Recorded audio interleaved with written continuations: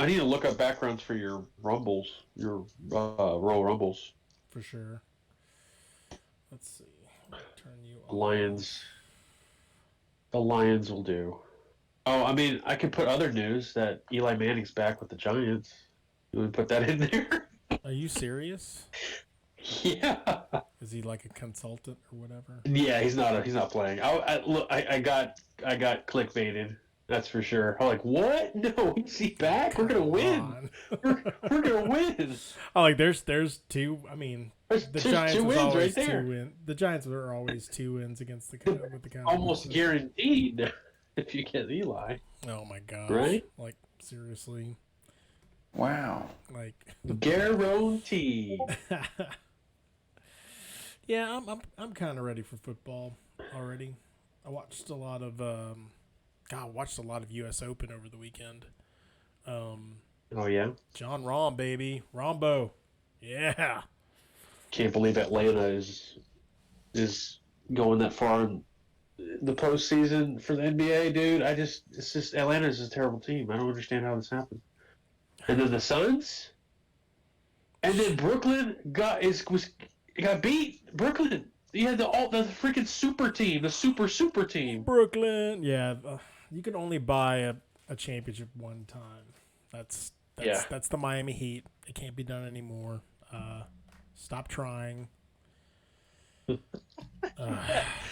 don't even think if Kyrie Irving was still healthy, I don't even think they would have made it. I don't know. Like, it's so hard. Like the NBA is such this new beast of a sport. Like everyone's jacking up it's a 3-point contest now. I'm really interested to see how the rules committee is going to adjust accordingly because it seems like they do that a lot. You see Dak Prescott signed with Jordan? Oh, really? Yeah. He was with Adidas for so long. Oh, that's right. It expired and he signed with Jordan, so making that money. Did they have, was it Dak rolling to his left throwing, but his foot is backwards in the right. The logo? So the logo, yes, exactly. The logo, it shows the ankle, like it shows the foot the wrong way on every one of his shoes. That'd be so messed up. That was the only way the swoosh is they would backwards. let him sign. Right. Oh my god. I'm glad we can make fun of that. I mean, I hope it doesn't happen again. Yes, Please. We don't need that to happen again. Let's lose legitimately to the Packers at the very last second in the divisional round again. I was there. I know you were. Yeah. And there was a tornado right after the game that pretty much prevented everyone from leaving and road raging all the way home. It was sad. It was really sad. There were some Packers fans in that bar we were sitting in, too. We had to wait for the tornado to pass by. It was Were they cool? You mother effers. Actually, they were. They were surprisingly cool. But during the game, they were complete assholes. Oh, well, I mean, that's how it is. At least they weren't Eagles fans. Good Lord. They would have. Oh, they would not have stuck around. Regardless if there was a storm or not outside. They're like, we can't stay. We're going to ride the storm with our wings. Yeah. Boo. I can't even boo that anymore. Here. There's a fart sound for that. Burnt. We're going to fly like an eagle. In about a month and a half, yes, we will be. You will be. What? Yeah, I guess, I don't know, is R. Kelly going to do the soundtrack to the new Space Jam? Absolutely not. He's going to do it from jail. Oh, man. Yeah. I hope that movie's okay. I know it's not going to be as good as the first, but I really hope it's, decent. Well, sure. LeBron can I've already act. seen commercials look like the first movie, to be honest, so we'll see. Oof. We will see when that I comes don't know. up. It's Jordan. You can't match it, It's Jordan. I know. You can't. And then it's classic, It's hopefully it's not like Annihilation, okay? Mortal Kombat Annihilation. Hopefully it's not that. Oh God. Or I don't think it will be. Mortal Kombat Annihilation or Dumb and Dumberer? Yeah. I honestly rather watch Dumb and Dumber. Oh, wow. Just because of the Bob Saget shit scene where he walks in the bathroom. There's shit everywhere. That's like the only funny part of the movie, but it's good. Like there's literally chocolate. He thinks it's shit. There's chocolate all over the mirrors in his bathroom. It's hilarious. God. It's weird. It's weird seeing Bob Saget curse, but then you watch his stand-ups. That's all he does. So Dude, yeah. he's so different from Full House. The That's HBO so... stand-up he did, gosh, I still remember being in that apartment and we were rolling because like we just could not comprehend the fact that he is F-bombing this and B-wording that and all over the place. Just what was it, the Leprechaun or whatever? Yeah, it's definitely different from what's that? It's not Full House. What's the other one? Funniest Home Videos. So different. Yeah, he's not talking like the jackalope or anything like that. All right, let's get this thing started. Oh. Booyah.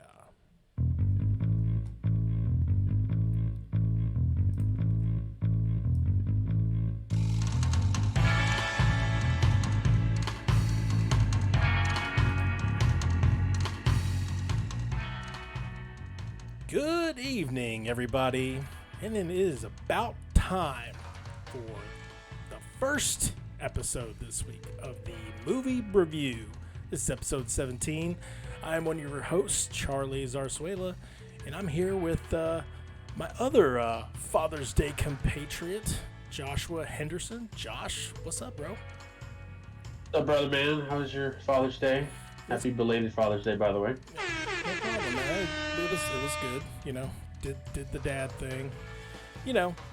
What normal dads do on a Father's Day, drive for 9 straight hours. Sounds normal to me. Bro. Road trips. It's so funny. We talked about that all last year as like, this is like, the rejuvenation, the resurgence of the road trip. Because, no one wanted to jump on airplanes due to COVID and stuff like that. But, boy, you take that long road trip and then you come back and you're like, how much is that plane ticket again? Oh, man. I always say this. You need a vacation from your vacation.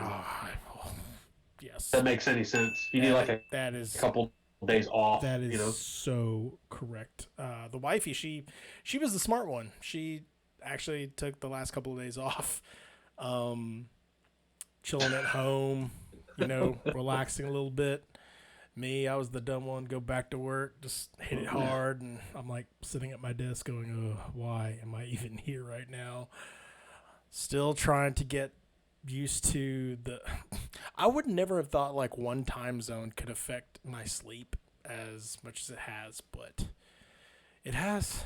It's nanners. Like I'm still, I think, on New Mexico time. Other than that, no, it's great. Like I said, got to get away. Need to just let it all loose. Get the stress out. That was kind of plaguing me for like the last 2 years. Gotta hit that reset button. Yeah, man. Like no, everyone. If you got a chance out there, take a moment. You gotta take a break. Just get away. With your loved ones. Sometimes you just gotta pull that. You just gotta pull that cartridge out and just blow it, and then hit reset and start, and boom. You gotta return back to your sacred timeline, and that's what I think I did. Boom. Yeah, he used a TVA charge. He just let it off, and God, could you like imagine? the trip never happened. Imagine if we really had that. Like you just like flunked a test or whatever. You're like, nope, taking this out. let's go back again and see how much I can mess up that test. Hey, what's that, Charlie? Nothing. Reset. But yes, this is episode 17 of the Movie Broview, where two fathers give their brotherly take on movies from today, yesterday, and tomorrow. I am Charlie at Charzar81, Twitch, Instagram, and Twitter. This is my brother, Joshizzle2323 is his handle. He's on Twitch, YouTube, Twitter, and Instagram. Like, subscribe, and follow, please. We appreciate every one of those that gets dropped in the bucket. Also, we have a hashtag Movie Broview. Search for it on Google for all access to everything that we do. And you know what? I'm putting this question out there because I'm interested to know. There's only been 2 episodes of Loki. You know, the series. 1/3. The series that we're reviewing tonight. But I'd like to know, drop a comment down there. Did you prefer, so far, again, there's only been 2 episodes of Loki, but which is the best of the 3 MCU serial properties? WandaVision, Captain Falcon. I've done that Captain so Falco. many times. Falcon Punch. Punch. Super Smash Brothers, everybody. Falcon and Winter Soldier. I played a lot of that over the break, by the way. Falcon and Winter Soldier, or 2 episodes of Loki. And man, I can tell you right now, this series has risen. The cream has risen to the top of the curd. The series is stupid good. I'm enjoying it a lot. But we will go into that a little later when we do our main review. Right now, we got a new segment that, it's not a new segment. We already did this before, but we put a new title on it. I put a new title on it. I hope my brother likes it. It's called Don't Be Joshin. Yes. All right. So basically, I'm going to give you some news real quick. Transformers 7 has a new title. Beast Wars. Holy crap.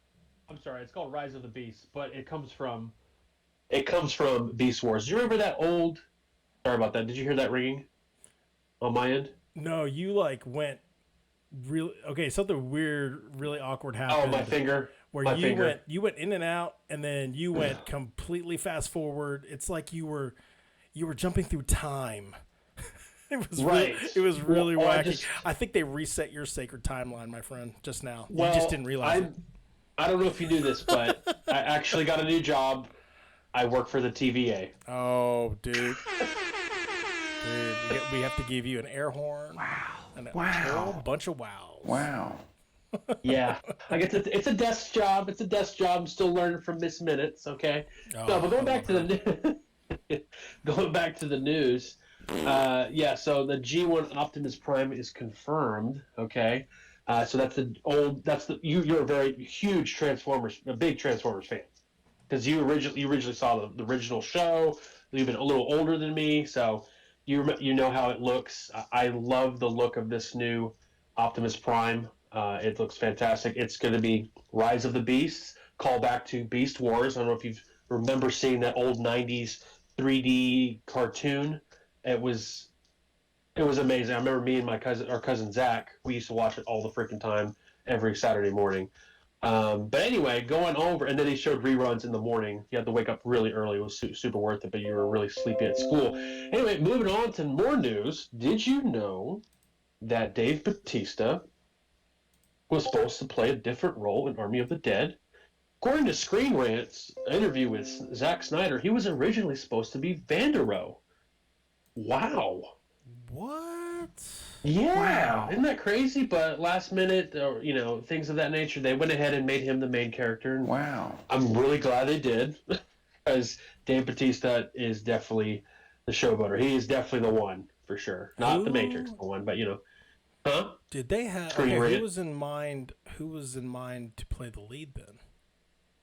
I don't know, but it was originally supposed to be... he was supposed to be Vandero, so... Isn't The Rock. That's just... John Cena. They were probably trying to get a bigger, literally, probably... No, they're about the same size. A bigger star, probably. Who knows? Wow. I'll read in more into that when we get more news, if we do.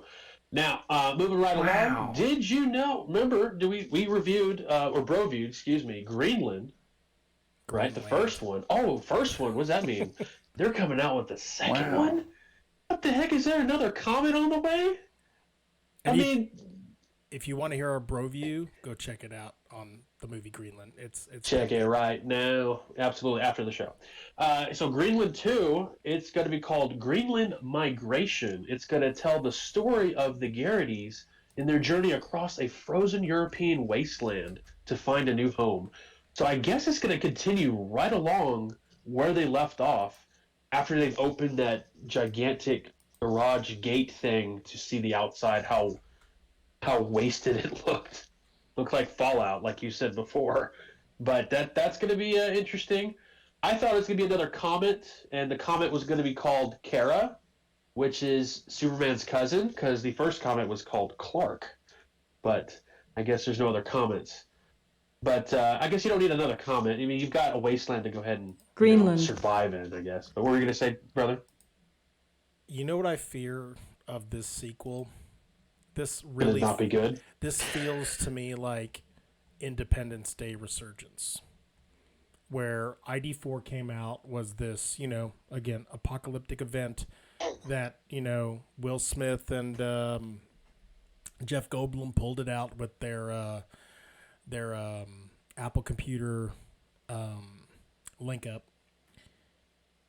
And it was years in the making. I want to say it was like 7 years later they decided to come out with Independence Day Resurgence, and obviously the actors are older, and they were doing their own things. I think Will Smith had moved on.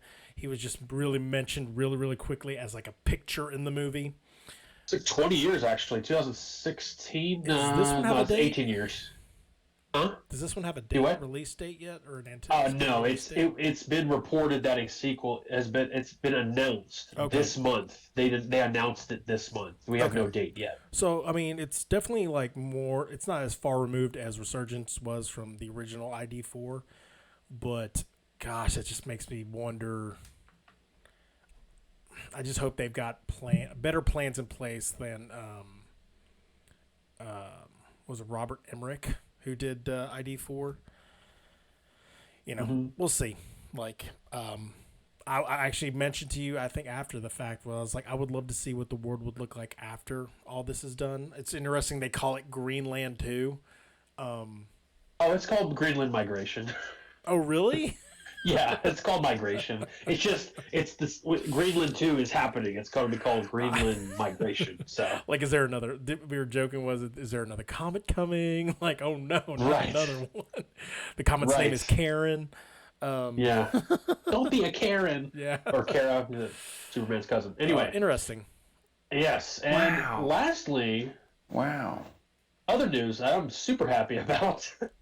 Oh boy, here we go. Marvel reportedly wants to kill off Iron Fist in the MCU. Yeah! Let's party. Heck yeah, that piece of crap show that I never finished. I watched the first 5 minutes. I gave it a chance, and the chance is gone. But anyway, their idea is, according to Daniel Richmond, who's an insider, I don't know where he's from, but I'm getting this from WeGotCovered.com, is claiming this week that the studio wants to bring back the former Game of Thrones star as Iron Fist, only to kill off and replace him with someone better, presumably via the multiverse. According to this article, it's a lot cheaper and easier, not to mention a whole lot straightforward from the narrative, if you just start all over. Right? Just say the Netflix is not canon and move along. But they actually want to bring him back just to kill him off. I mean, with all the multiverse stuff, they could definitely go about, like with any type of Marvel property. Like they're doing it with Spider-Man movies. Mm-hmm. I mean, I'm trying to think back now. Like, you could even do it with Blade. Because, obviously Mahershala Ali is playing Blade now. Wesley Snipes, who I think he still wants to be in the movie. That would be interesting if he can come in as the Chris Christopherson character, the fatherly figure or whatever. Mm-hmm. But I mean, you can explain everything now that the multiverse worms have fallen out of the can, pretty much. Yeah, I didn't like Iron Fist, but anyway, that's the news. I know you didn't. I'm excited about that. That's cool, man. I've never seen That Game is- of Thrones. I'm sure he's very good at the show Game of Thrones. Like, he was a great character. Maybe, I don't know, but him as Iron Fist is a disgrace to Marvel. But anyway, move along. That's fair. I mean, again, if you read into like the production issues that it had, Finn, the actor, he was torn between two places, and I can't remember correctly if he was just, one of those actors that was tough to work with, or because they rushed his training, his martial arts training, and they tried to fit it in this really, really tight window. That's why, like, a lot of the set pieces that you saw in Iron Fist, I understand you didn't watch a lot of it. That's fine. But a lot of the set pieces were filmed up close on purpose because, technically, like, if you watch the movie Ip Man or any Jet Li movie or any Jackie Chan movie, I mean, you were seeing him do aerials and flips and lots of practical stunt work that they do themselves. This actor, because he was rushed into everything so quickly, they had to zoom in to basically, bring the audience a little further in, just to kind of hide, the fact that, yes, even though he is one of the best martial artists in in Marvel Comics, this actor obviously did not live up to the hype. Shang-Chi is definitely going to make that up by, Fields and Legions. I can already tell. But so you said they're going to reboot it, or are they just killing him?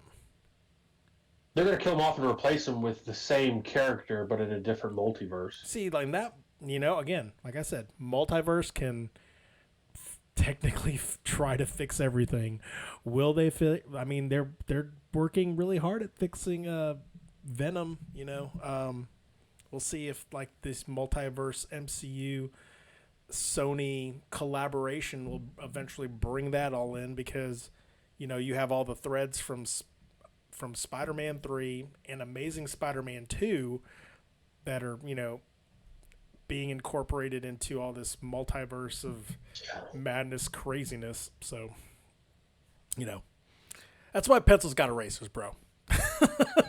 That's why there's whiteout.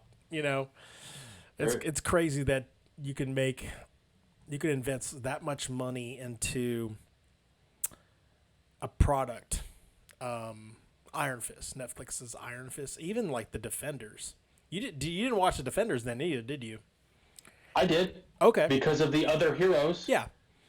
I don't know how you felt about Iron Fist's performance in that one. It was well hidden because of the other performances by the other actors. He did better because you can tell he put more work and more time into his craft, into martial arts training before that miniseries began. Was it a miniseries or movie? I can't remember. It's all miniseries. It's all coagulating together. Yeah, that miniseries came together, and so you can tell, like, his work, was shown on the screen. Again, still not up to par what you would think the best martial artists of all of Marvel Comics could do. But it doesn't have to be the best. Just make it good. I mean, you're putting all this money into a Marvel property. I mean, that's true. Get a different actor. That's true. You're part of getting an actor is filling the part. No, I know. He did not fill that part. You know what I mean? So no. All respect to Marvel. That was just a bad one. And well, it is what it is. Anything else from Don't Be Joshin? That's it. I'm a Joshin you soon. We will have another Don't Be Joshin segment in future episodes. I like that title. I hope you like it too. Oh yeah. But now we got what we came here for. What I've been waiting literally a whole week for. I've seen all the memes out there. With Loki falling through the Doctor Strange portals. I've been waiting for 7 days to talk with you about this because I happen to be out of town. That's fine. It happens. But we are going Loki heavy this week. We're going to do episode 3 later on this week, but right now we are doing episode 2. And man, what a freaking episode. Like, we here at the Movie Review, we've done every method we could think of in regards to bringing you our takes on movies and shows. We've done from stem to stern, A to Z. We've literally shot all over the place when it comes to those impactful moments that hit us. I'm trying to figure out how to attack this thing, and we may have to do it the latter rather than the former. But I did take some notes in regards to this. I know it's a day. We're literally hours before episode 3 comes out. So, better late than never. Better out than in, I always say. Mm-hmm. But, I don't really have to hit the spoiler warning alert. If you haven't watched this show, you should go watch it. It's really, really good. This episode's really, really good. Starts off in Oshkosh, Wisconsin. Mm-hmm. What are you going to say? I was going to say, before you start, what I'm liking about this series so far, basically, before we go in depth on each scene or what have you, I like the fact that I like shows that you have to think a lot. Now, I do like shows that you just dumb it down, just watch it and enjoy it, right? But this one is both, right? You can just enjoy it, take it in, and also really have to think, like, what's next? Have a theory behind it, connecting it with the other movies and shows, and also as a character, take it back from a different timeline. It's just, you don't have that every day. You don't have that. So I like the fact that you have to watch this 2 or 3 times to really get it. I did watch it 3 times, and each time I picked up something new. You do that with movies sometimes, Cheeto? Oh man, I can't. We watched a lot of Marvel movies over the my little breakaway, and I was catching things left and right that I'm like, oh, okay, like that's where they kind of put that little nugget in there, and like even like those moments where you're just like, that could mean completely nothing, or that could mean everything later on. I definitely do that with a lot of the bigger movies, just because I like to, enjoy the ride the second time through, or, vice versa. I like to hyper analyze the second time through, whereas the first time through, it's just a big popcorn, chomping, slack jawed, don't blink for 2.5 hours kind of movie, or whatever, as drool is like going down the side of my mouth. Yeah, man, totally. I love revisiting movies. Speaking of revisiting, we revisit Oshkosh, Wisconsin. They were at a Renaissance Fair that opens this episode in 1985. My coworker at work was really, really happy to see that because she was in Wisconsin during this time. I asked her, I was like, "Were you at this thing? Are you in the background anywhere?" And what really, really hit me initially was Bonnie Tyler's "Need a Hero" song. Oh, yeah. Oh, man. Speaking of watching other movies again and again and again, there was Shrek 2 that we watched not too long ago in the household, and, that song came up. That is a very, I don't know, like, that song keeps climbing up my personal charts. Like, I've always liked that song, but I don't know, because it's reinserted itself into like pop culture in the mainstream, especially when now it's being incorporated in MCU and like movies of recency. It keeps going up and going up. It's just a song, like, man, it's a nice, cool rock song that you're just like, we need a freaking hero. Like, come on, where are all the gods at? Like, they're all gone. Like, we need, in this moment of darkness, where is that hero? I don't know. Do you like that song? I love that song. And the thing about music, especially music like that, it's like fine wine. You let it age, it gets better. Oh, yeah. No, totally. Well, I kind of liked that scene because it kind of surprises you. Like, again, you know, this is like your pre-title setting. You have the TVA agents like looking for the variant there. And this variant is most impressive. Like, you know, to quote a Sith Lord, I mean, that's all I can Darth say. Vader. Most impressive. As she is, or he, at this time we don't know, the variant is using possession, it seems like. Possessing himself or herself into the agents. By enchanting them. By enchantment. Yeah, we're gonna have to go into some like really, really interesting theories about like that later on. But yeah, she goes in there, possesses one of the TVA agents. Well, she was the captain, right? I forget what her call sign number was, but she was basically the captain of that particular squad, and she just wipes them out, like wipes the entire floor with them, and opens the setting up, and you're like, okay, like you thought we weren't serious about this character at the very end of episode 1. We're going to remind you what type of boss character this is in episode 2. So, you know, once the opening title hits, Loki is in training, which is kind of funny. Like, he's talking with Miss Minutes, and Miss Minutes is like, I can't figure out what she is. She's not corporeal, but she's not a programmed, like... He's Cortana. Yeah, you could... Yeah, She knows all She the is. TVA. She knows everything about the TVA, the timeline, all that stuff. She's basically Cortana. I could not put a finger on that, but yeah, that you're pretty much Oh, I hitting could on put that. I could put a few fingers on Cortana. No, I'm just kidding. Whoa. Wow. And then you know, so I guess Loki's agreed to work with the TVA. So you know he's got some type of hidden agenda. And I love the back and forth between him and Mobius. Because it's like both of them are trying to outduel each other, outwit each other. You know what I mean? Right. Oh, yeah. It's all about who's got more, who's going to backstab who the furthest almost. I even love that little line, you know, like,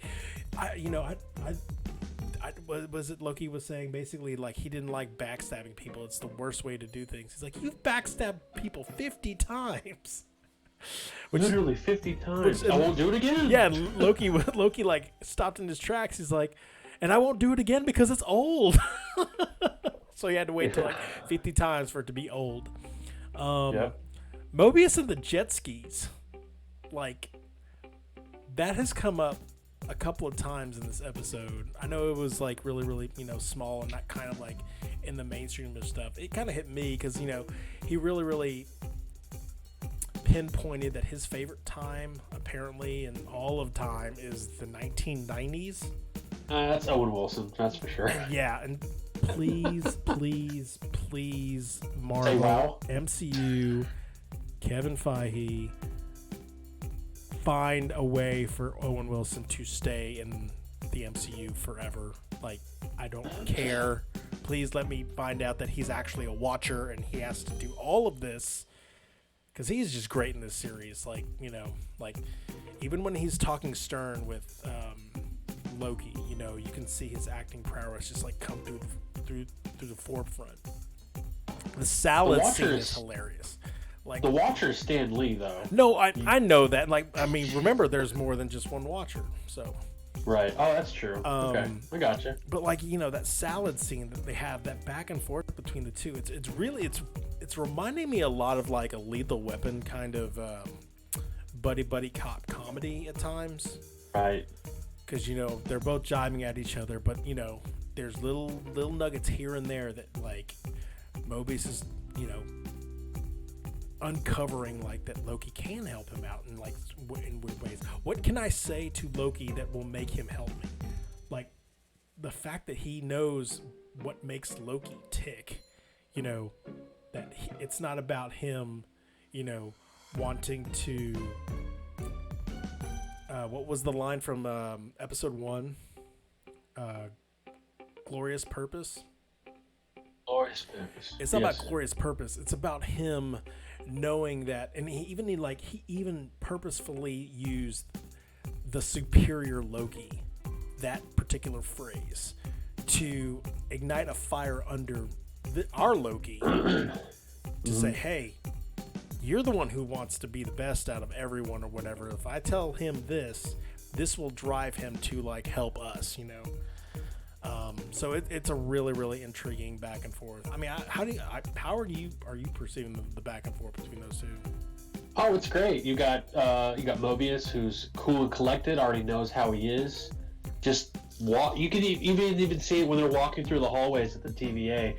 Loki's all jumping around, basically. It looks like he's asking for forgiveness the entire time, while Mobius is like, okay. Like Loki's like a little child, and Mobius is like a dad, like, yeah, okay, son, okay, yeah, all right, yeah, this is why you're wrong, and then he puts him in his place again. You know what I mean? I like that. I like that back and forth.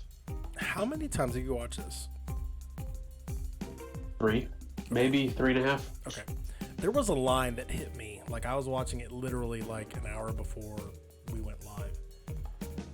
So she was Mobius was talking to what's her name? Rovina? The main chick, right? Yeah. Apparently there was a little snippet. It was either the talk with Rovina or if it was the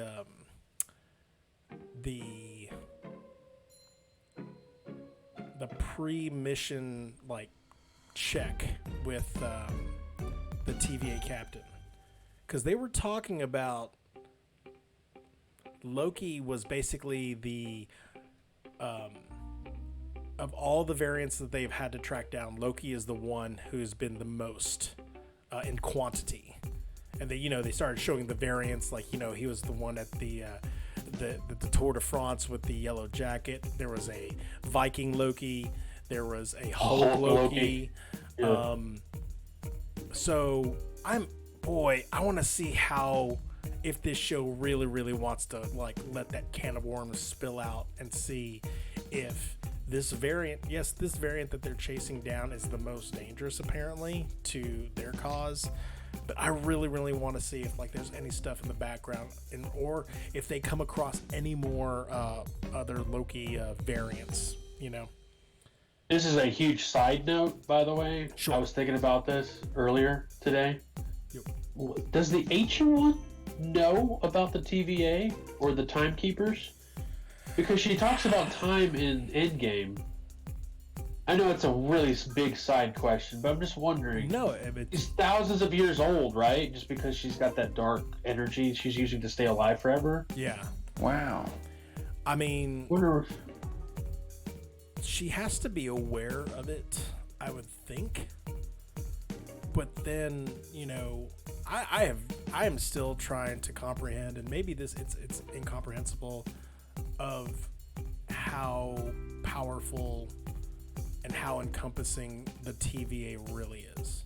Because it's time, like they are, of all the things in any type of creation, yes, time is a measurement by which, man can contemplate what, beginning to end is. That's, someone great said that once.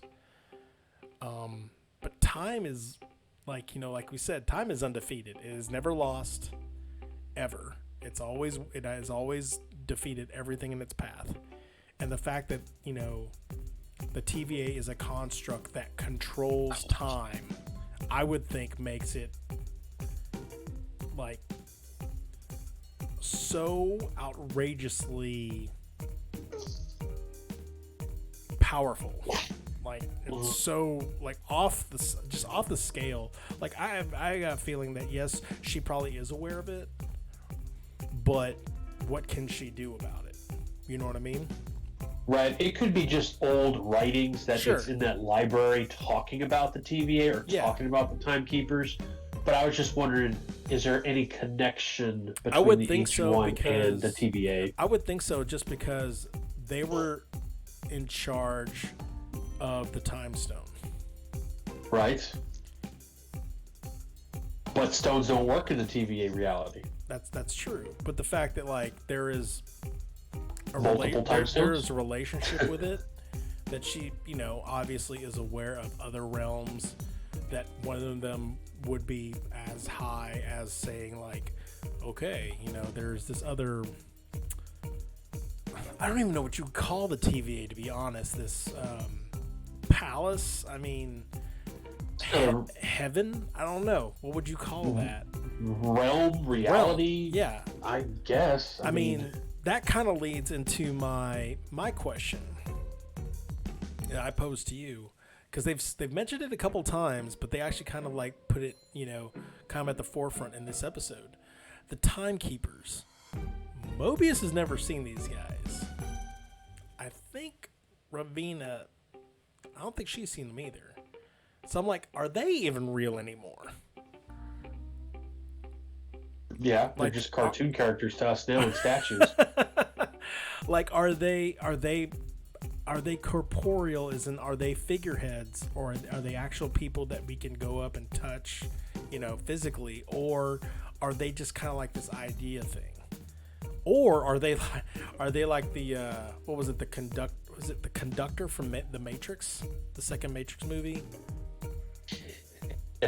Where he's just sitting in a room going vis-a-vis, ergo... Will Ferrell? Yeah, it's just Will Ferrell.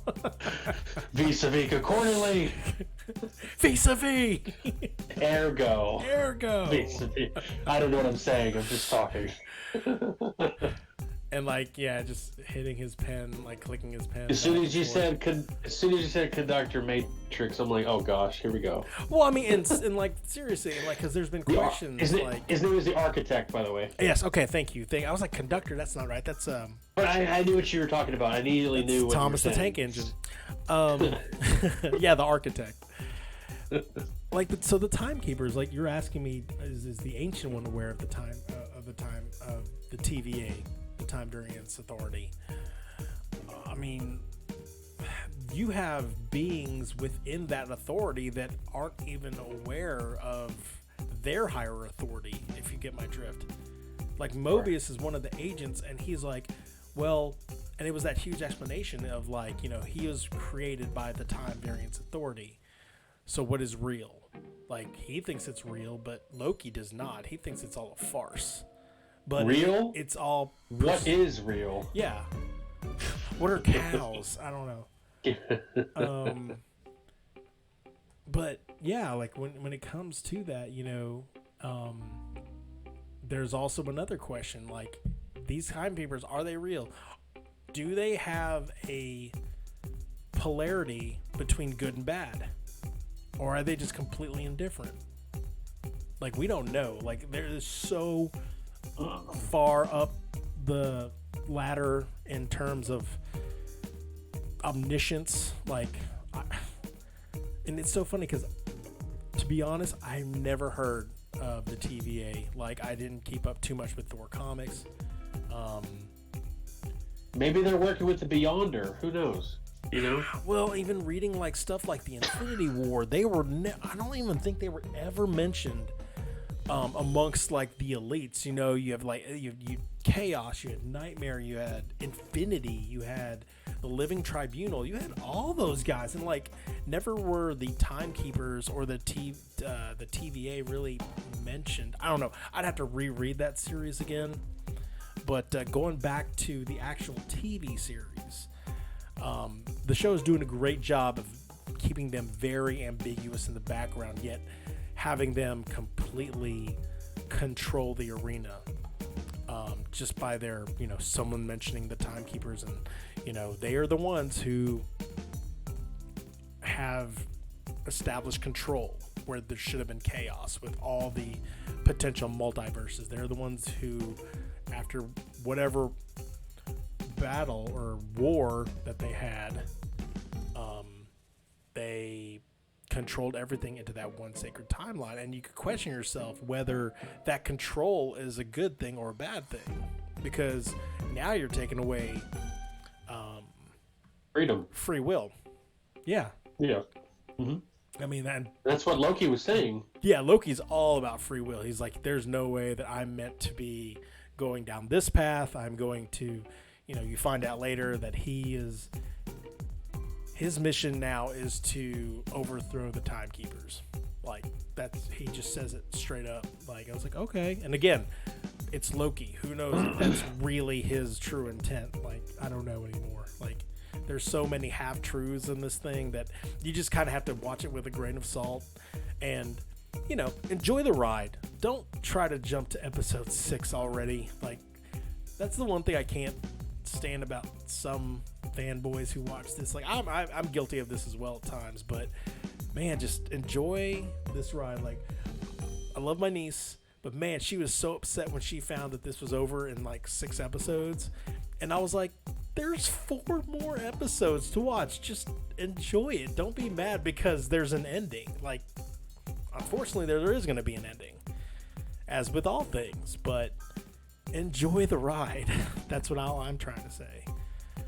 You're absolutely right. You should enjoy the ride, just like in episode 6. Mobius will be enjoying the ride on that jet ski. You think that'll happen? Yeah. That's what a lot of people are saying. Good segue, huh? No, it's a really good segue. But so yeah, they go out. They go to the Renaissance Fair. Do you see that little Agatha Harkness lookalike? A lot of people are speculating that could be her. They're saying that's her. They're saying that's her, but golly, man, I can't enjoy a show without seeing, oh, that's so true, that could be. Oh, that's like, I still enjoy the theories. It's like, man, that's a reach. And then Peggy Carter in episode 1, she's walking in the hallway through those yellow doors they create to go through different times. Yeah. Or different parts of the timeline and stuff. I'm like, oh, man, it's just a haircut. You know what I'm saying? It's just another woman that happens to look like Agatha. Sure. It's probably not even her. Plus, she didn't change how she looked from the 1400s or wherever that time frame was. Yeah. Back in the day where she was, putting flames and stuff like that and taking the power of all those other witches. Yeah, I mean, anyway, it's definitely like I think her appearance is more of a callback. Just because one, it takes place in Wisconsin in the 80s. Why is she there instead of in Jersey where WandaVision took place? It's kind of a it's just, I think that's a call out. The Peggy Carter thing might be a thing just because of later events that we'll talk about later. But again, what if? It's yeah, I know. But so they go to Oshkosh, Loki and the troop or whatever, and even Loki's still trying to like finagle his way out by like tricking Mobius and the TVA agents and like somehow leaving. He goes to this huge spiel of like where the wolf's ears are, the teeth aren't far from it and stuff and. It seems like Mobius even like catches him. He's like, he's lying. There's no one out there. Don't worry about it. Just hit the reset button and go. And I love the fact that Mobius is literally, it's this tennis match. It's like you said, tit for tat. They're giving each other it's a battle of wits that we're seeing in front of us, which is kind of cool to see.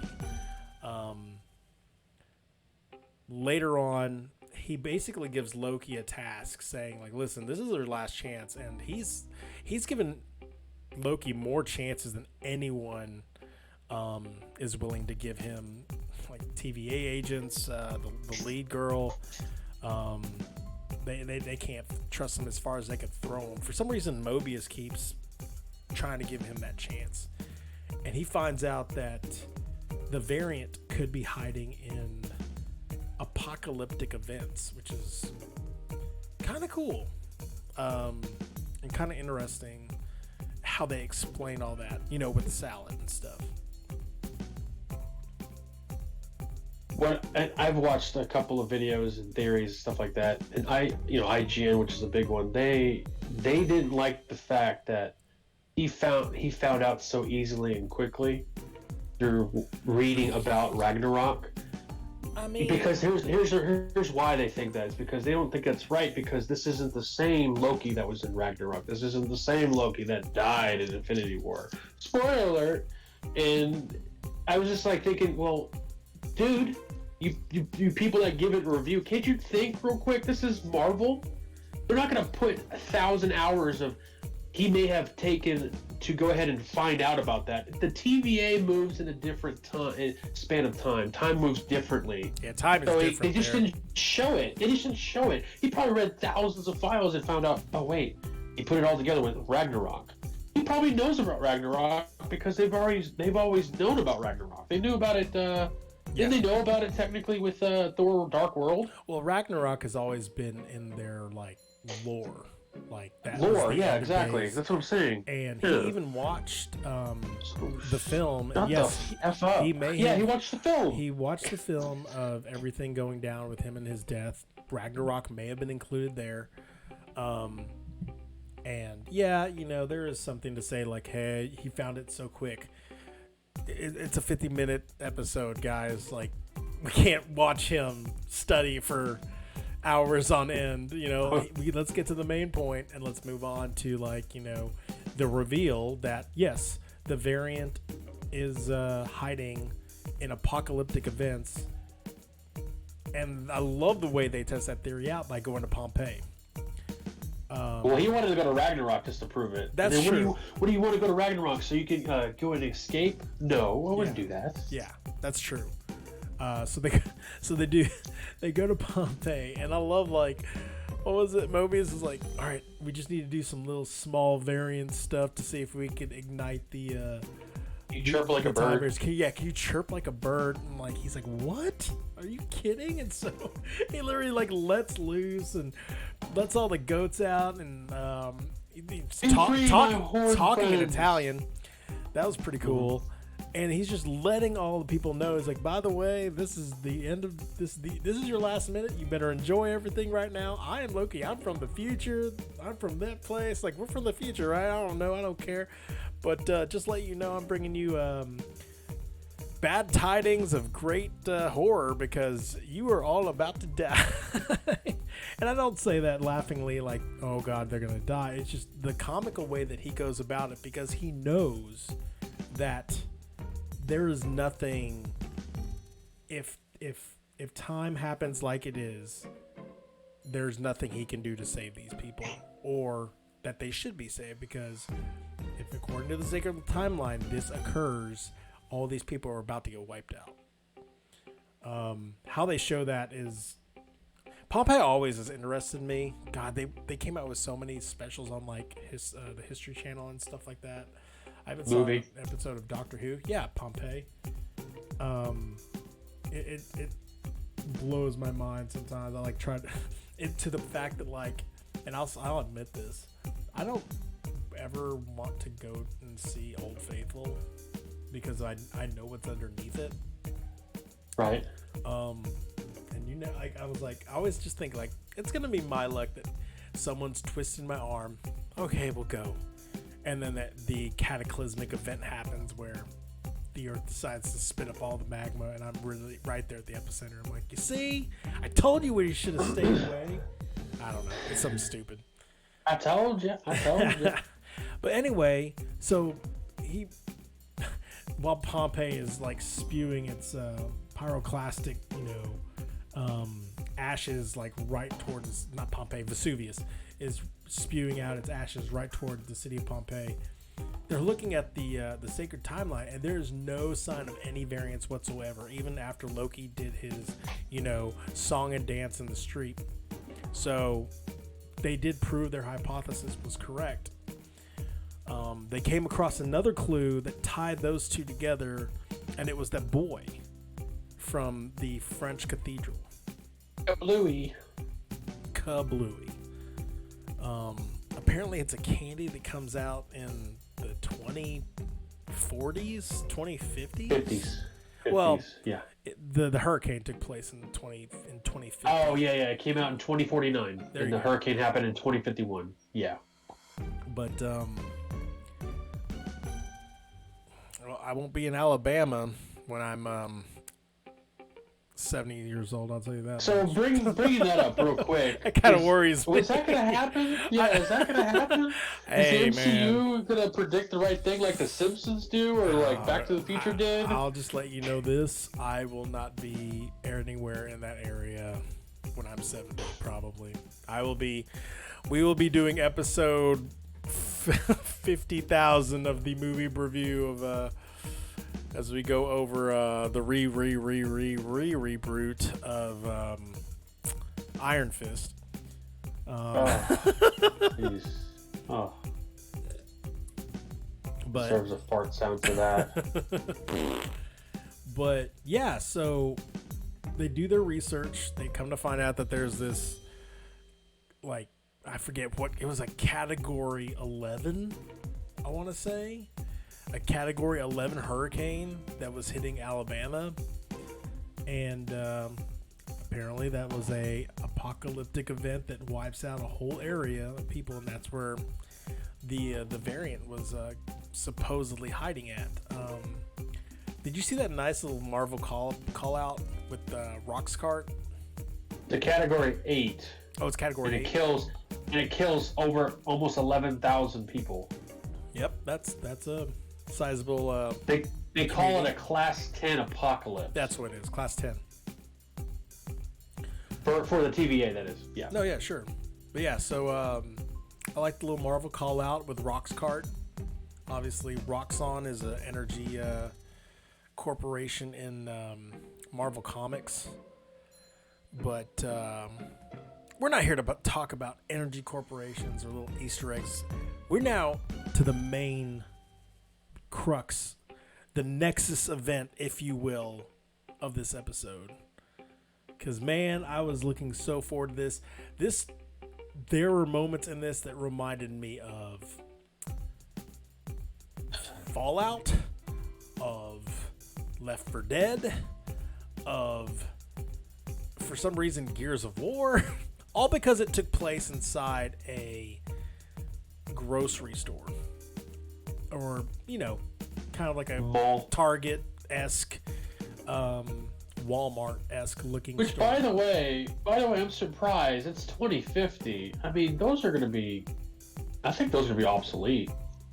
We'll see. Having a store like that, I mean, with Amazon and, to your door, you know what I mean? I'm just saying, I don't know. Maybe there's a renaissance in brick and mortar stores, Maybe a GameStop stock,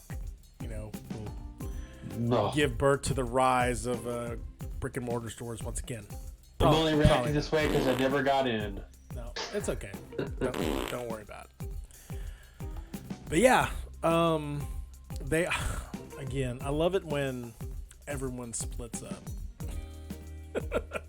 In any type of situation, movie, TV, anything, when they split up, it goes back all the way to Scooby-Doo. It seems like, let's split up, Daphne and Thelma will come with me. Shaggy, you go with Scooby, and you go directly to the monster. I don't know, Scoob. There you go. I mean, seriously, it happens every time. But Loki goes with Hunter B-15. She's the main Haas captain of the TVA. And they find a guy like shopping, which immediately I was kind of funny because I was like, okay, that's late. That's the variant. Like, she's already possessed this person. Why would this person? Yeah, I said the variant. Why would this? You said she. Oh, I'm sorry.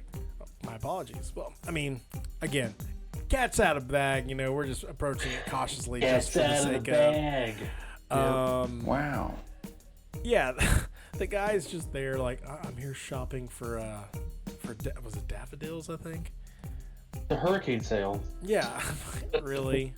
And then obviously it breaks loose, and I love how this kind of does this weird.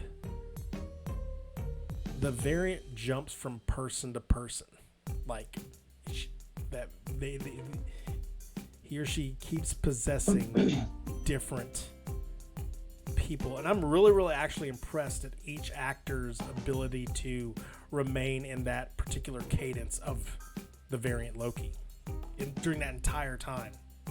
You know, whether it be like that tall dude, or, you know, B-15 herself, or even the big burly guy that, like, you know, that really, really thick dude that pretty much took Loki to the woodshed. You do like to hear yourself talk. Yeah. It's like, it was Loki's like, I would never treat myself like this. I laughed so hard when I heard that. Oh man, he's just thrown around like a rag doll, not like he was with Hulk. You could call me Randy. Yeah. Oh, no wonder Thor hated the way I talk to him all the time. Oh, I know, right?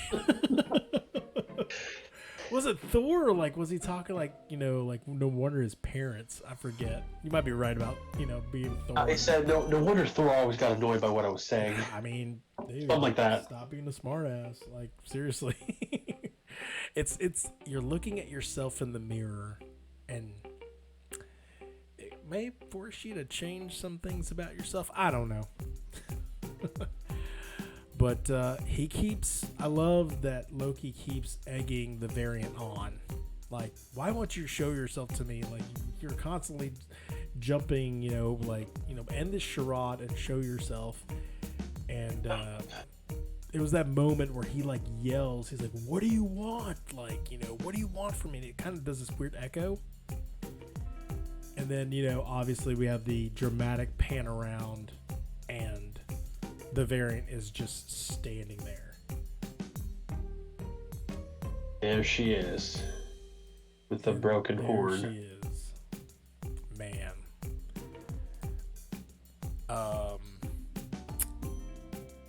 How did you feel with the reveal? Sophia DiMartino. A lot of things were going through my head as I was Googling. Like, Lady Loki, wait a minute. Oh, okay, so in fact it did happen in the comics that way, okay. But I thought she's doing green, so I'm thinking Enchantress? Are they combining the characters? Are she just saying she's Lady Loki? A lot of things are going through my head as I was researching too. Then I watched it again, and I watched it a third time to really understand. Nothing really changed the third time. I just caught little tidbits here and there, but the broken horn means something. I read it yesterday, but I don't know what it means for MCU. Sure. Just because it happened in the comics doesn't mean it happened the same way. And MCU does a great job of changing it, but keeping it the same, if that makes any sense to you.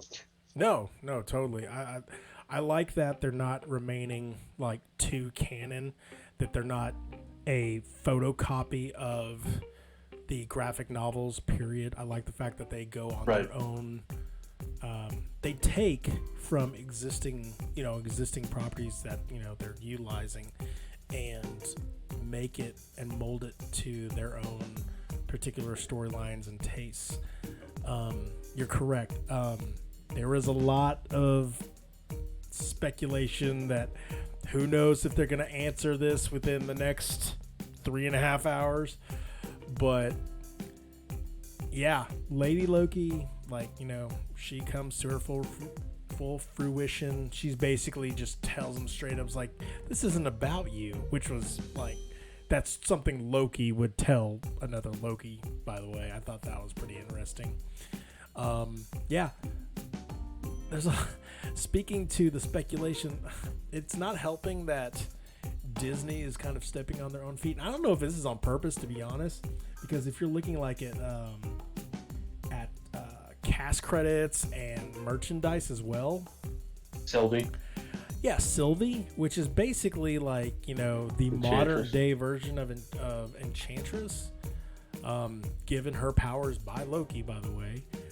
So, you know, again, whether it be an amalgamation of the two characters, that's fine. The fact that, you know, when she landed and the way she popped immediately right on screen, the lead up into it was brilliant. My nieces, this is one of my nieces, this is her favorite character of all the MCU characters. And even like I felt like how giddy she got when she saw Lady Loki appear. And it's amazing how they kind of mapped out this plan. And it's only literally been like 1 2/3 of an episode when she's revealed. But she's like the way they've plotted the story out, made her this larger than life figure after 1 episode, and then 2 episodes just kind of like peppering her here and there, and all of a sudden she's busts out like this. I'm like, okay, bring it on. I like her. She doesn't do much either. Like, she literally like engages the bomb. We find out what she's been doing with all these reset bombs that she's been collecting. Well, we don't find out completely. Let's just say that. We do find out that she pretty much collected them, placed them all in this Rockscarp store. And I guess when it engaged, they were launched into all parts of the Sacred Timeline. She basically bombed the Sacred Timeline. Like 57 locations and times. Like kablooey. She took to the timeline and went like, watch this, basically. And yeah, like we were talking about Peggy Carter earlier. There's people have already like gone in and like done screenshots and done, frame by frame analysis of all the cities that have it's amazing, by the way. Yeah, gosh, like Ego is one. What was it? Oh my gosh, like not. Why can't I think of any city? There's one for a Spanish American War. There's Ego. There's all I can think of is Ego. Yeah. That's the only one I can think of right now. I went blank. I watched that video a couple New York, times too. Right after, like, there's like New York was in that list, and they're like, oh, this kind of right around the time that Captain America decided to stick around or whatever. So there could be that as well. There was, I want to say there was one in Russia for the Bolshevik Revolution. Yes. I want to say there was one. There was some in the future, which was kind of interesting. Like the Nova Corps was involved.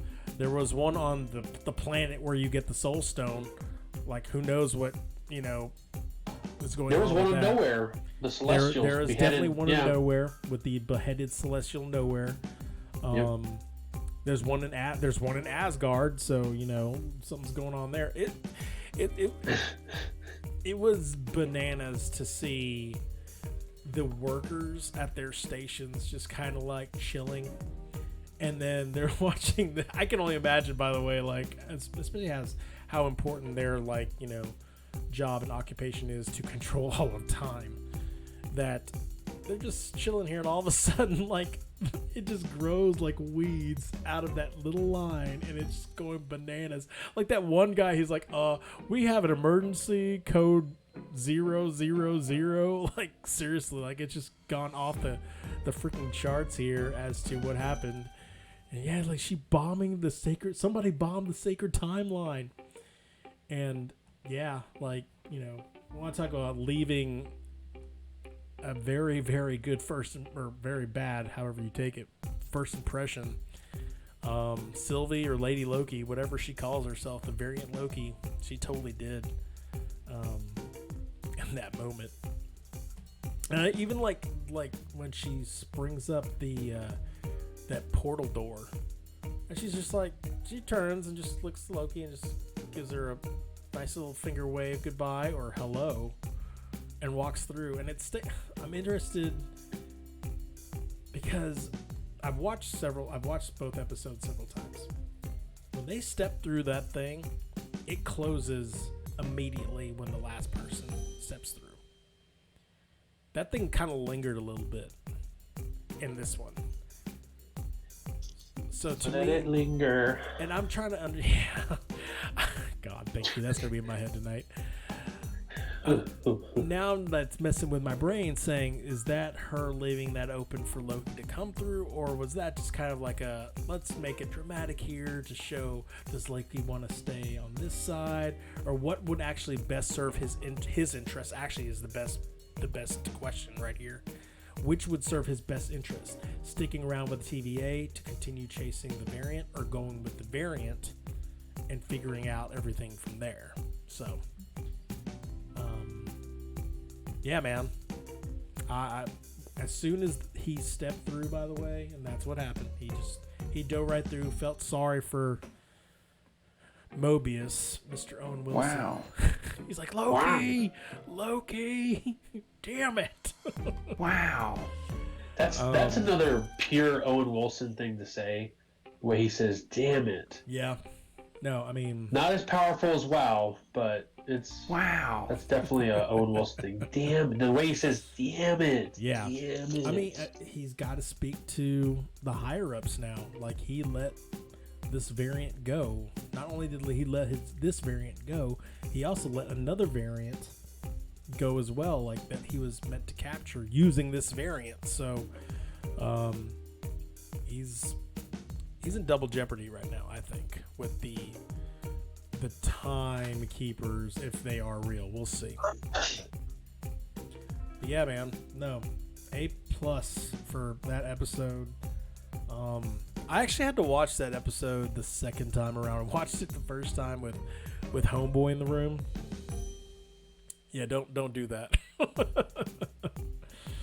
I watched it super minimized on one screen, like super small the first time, I just wanted to watch it because it was Wednesday, it was the day of. And I was like, oh man, this is interesting, but I really can't because I'm working and stuff. So I'm like pressing pause over and over again. But then I actually, laid down and actually watched it that night, Wednesday, and then I watched it again over the weekend in pieces, first half and then second half. You know how I like to watch movies. Oh yeah. Just because of time. Just because of time. So you watched it like 22 minutes and then another 22 minutes?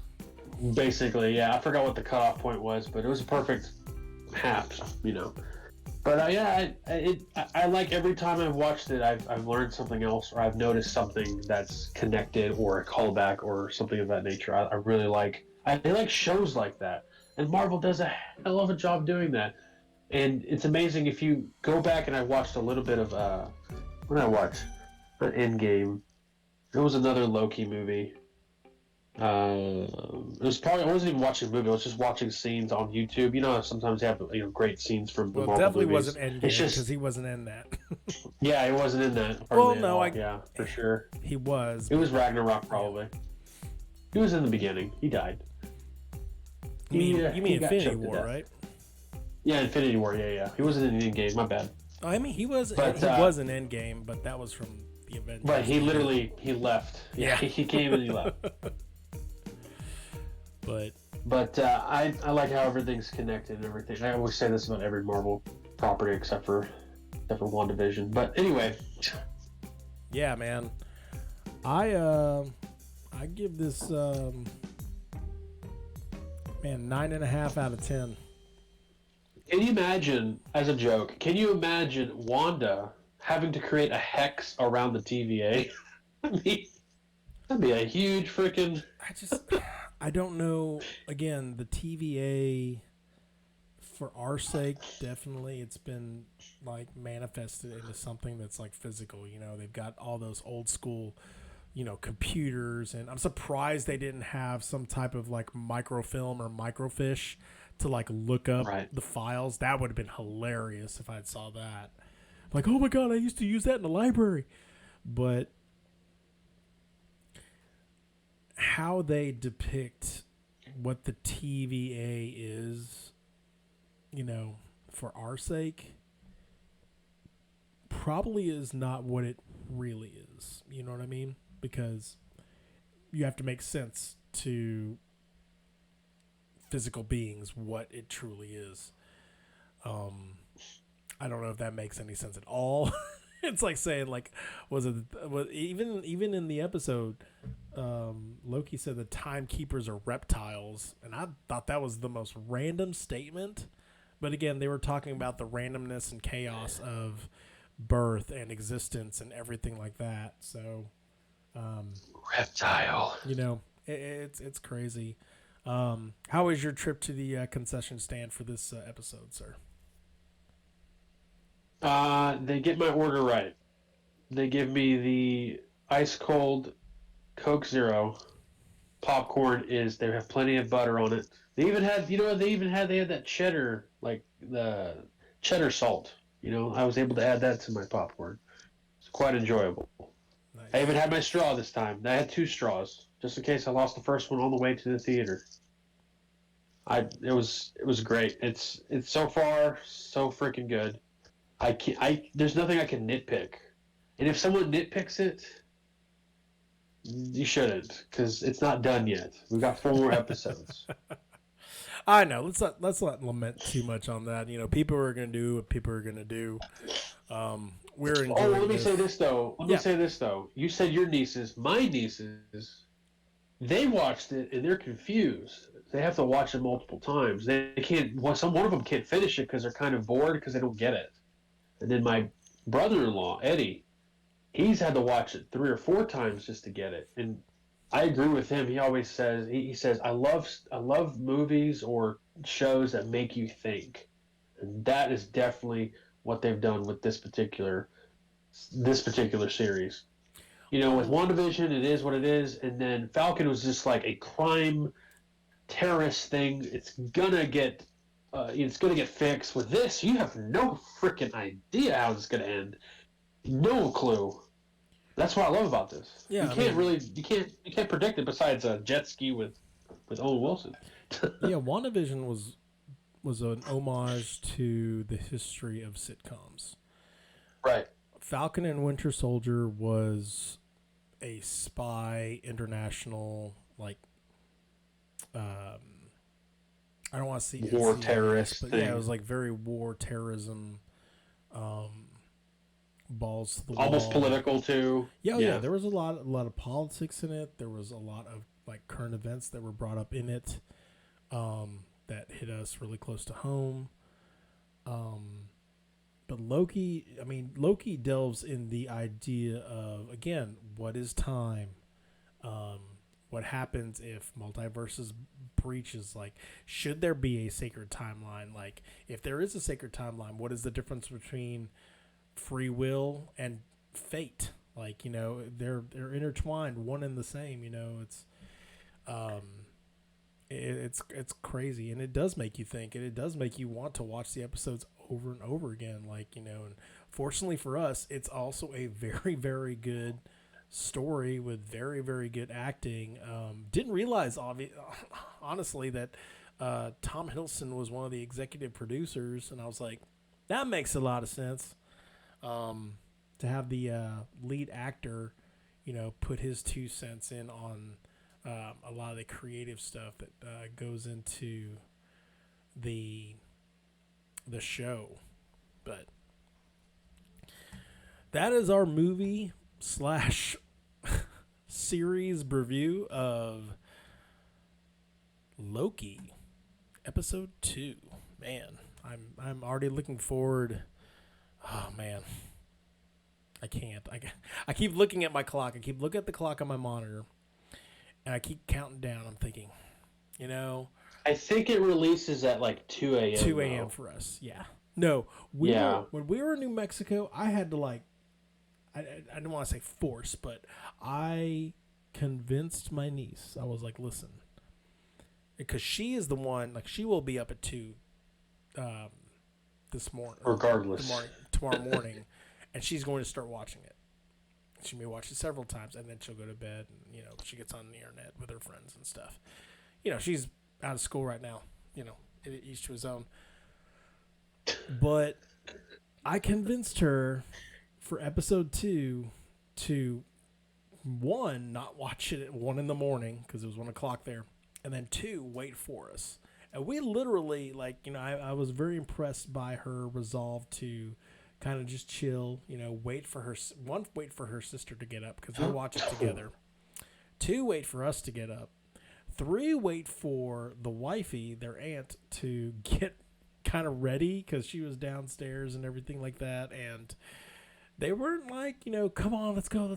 They were on their own thing. I suspect that they were probably reading up on what's going to happen on this episode, how people don't like to be surprised, or they don't like to wait for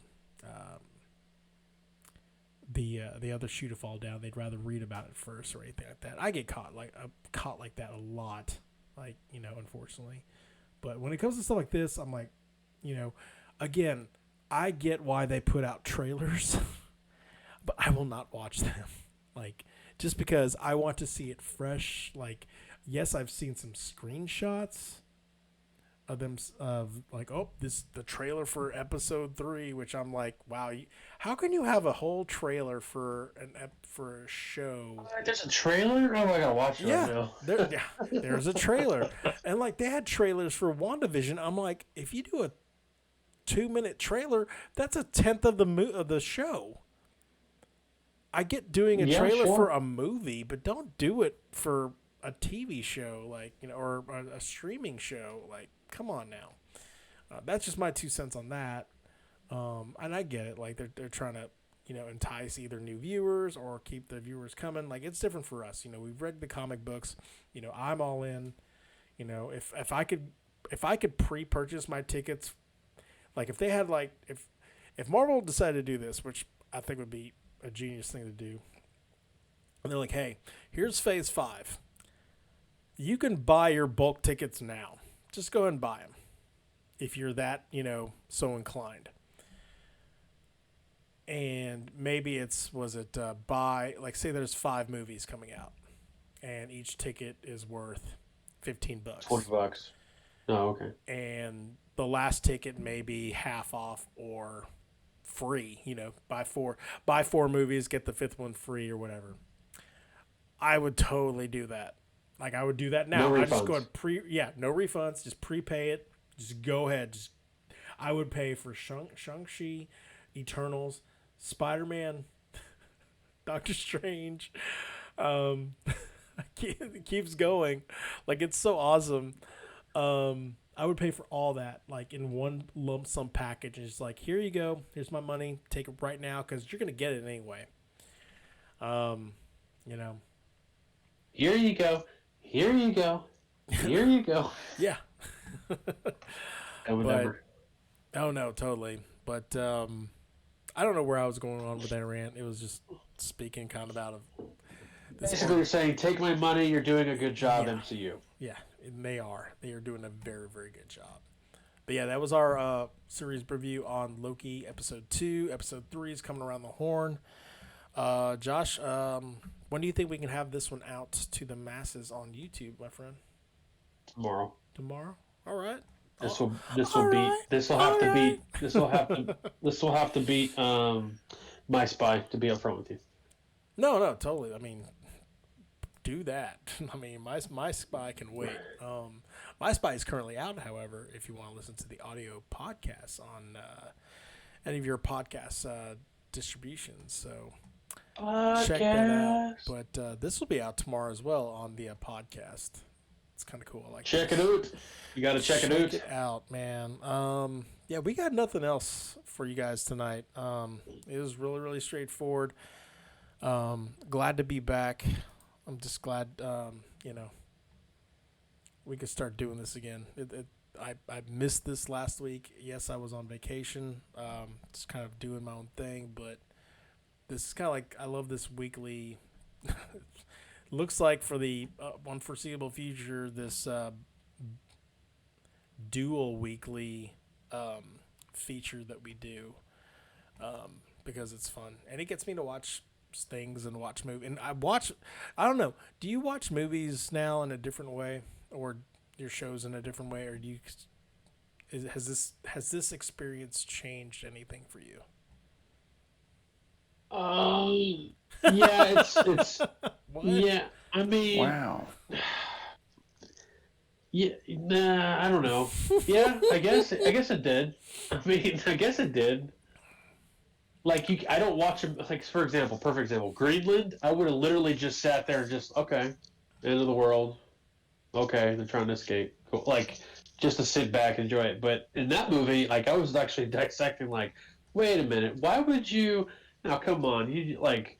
It's not even like dissecting the story. It's like dissecting, like, okay, they did a good job here, they did a good job there, etc. I felt like I was in film class. I feel like I'm in film class again, but in a fun way. There you know, because I took film in community college as well as in high school, so I kind of can dissect it enough to where I can do this podcast. But nice. Like that effect there? You like that effect? I just did it for my computer, guys. Not really. I did it for my voice. I can't pull up the calendar for next episode, but that's an easy one. Loki 3, episode 3. Yep. We're about to be halfway done with Loki. It's sad to say, but still can't wait for that episode to come out in 4 hours. I know. I keep looking at the clock, but yep. It's coming fast around the corner. I'm liking the pace. You know, that empty month that we had in May. I mean, it allowed us to watch. I mean, you know, I'm talking about like in May, like because we had Falcon Winter Soldier, like just boom, boom, boom, boom, boom in April. Before that was WandaVision, boom, boom, boom, boom, boom.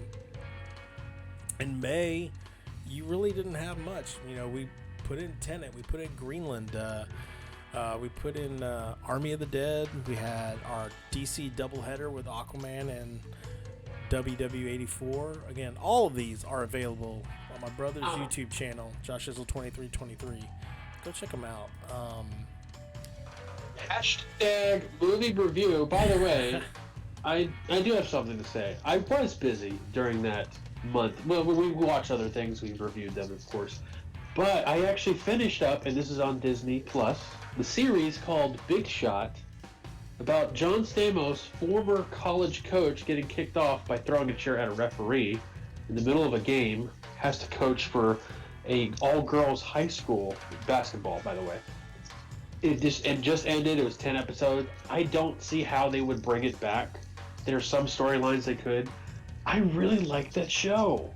I don't know. It seems like such a teenager girl show, but I actually watched it with my wife. I actually really liked that show. John Stamos did a good job as like the hard-ass head coach, but turning into feelings of which he felt like a father figure to these girls. Man, that's a good show. A lot of people think it's corny as F, but I like it. You should check. Yeah, if you want to check out some other Disney Plus shows, that's one to look at. That's for sure. If you like basketball, if you like getting coached, etc., it's just a good, clean show. Oh man, you guys got a bonus series review on Big Shots.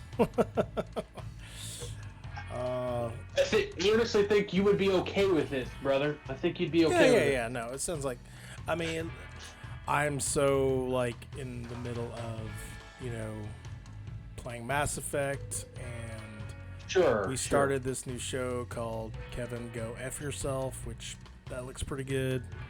I don't know. Like, it was a show that my wife and I enjoyed together. It's been a while since we've actually spent a time. We're going to watch it every Friday when it came out. Yeah. It's sad it ended, but we'll find another show, hopefully. So. Why doesn't she watch Loki? Because she didn't watch the other two things, and whatever. It's fine. It's all good. We'll watch it. It's just, it does take time. Yeah. Episode 3 is in a few hours, so. But that is our show for the night. Episode 17, Loki episode 2. For my brother, Joshizzle2323. Check out that handle. I'm Charlie Zarsuela at Charzar81. This is the Movie Broview. Go pop some popcorn and watch a movie. Or a series.